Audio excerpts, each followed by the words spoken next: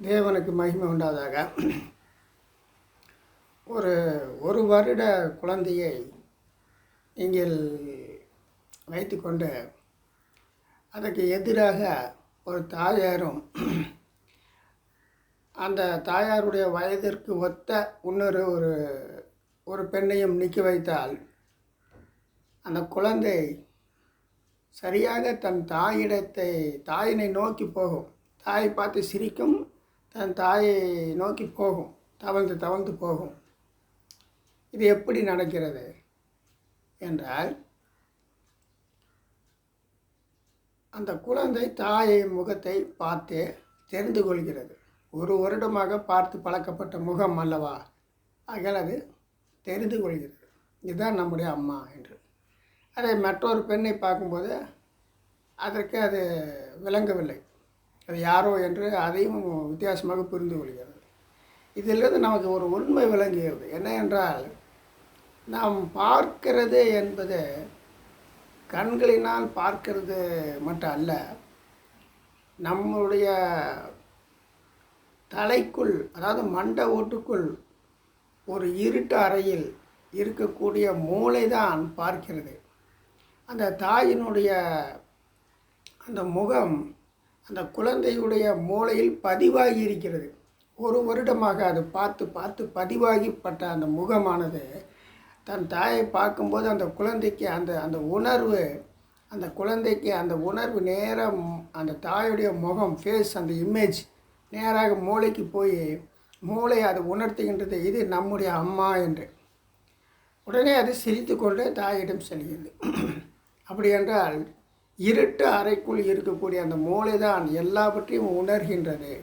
ஒவ்வொரு உணர்வையும் அது அனலைஸ் பண்ணி அது கரெக்டான ஒரு முடிவு எடுக்குது. பாருங்கள், இதே போல் தன் தாயை போலவே ஒரு இன்னொரு பெண்ணை பக்கத்தில் நிறுத்தி வைத்தால் அந்த குழந்தை என்ன செய்யும்? கிட்டத்தட்ட தன்னுடைய தாய் சாயிலேயே இருக்கிற இன்னொரு பெண்ணை நிற்க வைத்தால், இரண்டு பேருக்கு மத்தியில் அந்த குழந்தையை வைத்தால் அது என்ன செய்யும்? அது ஒரு நிமிடம் தடுமாறும். எது நம்முடைய அம்மா என்று அதுக்கு தெரியாது, தடுமாறும். ஆனால் அதனுடைய டூப்ளிகேட் தாயார் வா மகனே என்று கூப்பிட்டால் அந்த குழந்தை போகாது. அதே ஒரிஜினல் தாய் தங்கமே வா, என் கண்ணே வா அப்படின்னு கூப்பிடும்போது அந்த குழந்தை சிரித்து கொண்டு தாவி கொண்டு போகும். ஏனென்றால் அதனுடைய ஆடியோ பதிவும் அது மூளையில் இருக்கிறது. குழந்தையுடைய மூளையில் இமேஜ் மட்டுமல்ல, தாயினுடைய சத்தம், அந்த ஒளியும் பதிவாகி இருக்கிறது. அதை வைத்து அது தன் தாய் இதுதான் என்று முடிவு பண்ணி கண்டுபிடித்து கொள்ளும். அதே போலத்தான் இது எதற்காக சொல்கிறேன் என்றால், நாம் இந்த உலகத்தில் பார்க்கக்கூடிய எல்லா விஷயங்களையும் நம்முடைய கண்கள் பார்க்கிறது அல்ல, நம்முடைய மூளை தான் அதை பார்க்கிறது. அதாவது பார்க்கிறது, விஷுவல் என்பது அது ஒரு முக்கியமே அல்ல, உணர்தல் அதான் முக்கியம். நம்முடைய உணர்வுகள் மூளைக்கு சென்றடைந்து மூளை அதை ஒரு ஜட்ஜ் பண்ணி அதை இதுதான், இந்த பொருள் தான் என்று அதை ஐடென்டிஃபிகேஷன் பண்ணுகிறது. இந்த பொருள் தான் அது என்று கன்ஃபார்ம் பண்ணி சொல்லுகிறது மூளை. இதே போல தான் நம்முடைய பிரபஞ்சம் முழுவதும் இருக்கக்கூடிய அண்ட சராசரங்கள் இருக்கிற அத்தனை விஷயங்களையும் அதாவது 5 ஒளியாண்டு தூரத்தில் இருக்கக்கூடிய ஒரு கருந்துளையை கூட இன்று நம்மால் பார்க்க முடிகிறது. சயின்டிஸ்டுகள் அதை குறித்து ஒரு ஃபோட்டோ எடுத்து வைத்திருக்கிறார்கள் என்றால் கொஞ்சம் சிந்தித்து பாருங்கள். நம்மளால் ஒரு 100 அடி டிஸ்டன்ஸில் இருக்கிற ஆளை கூட சரியாக பார்க்க முடியாது, அவங்க ஃபேஸ் நமக்கு சரியாக தெரியாது.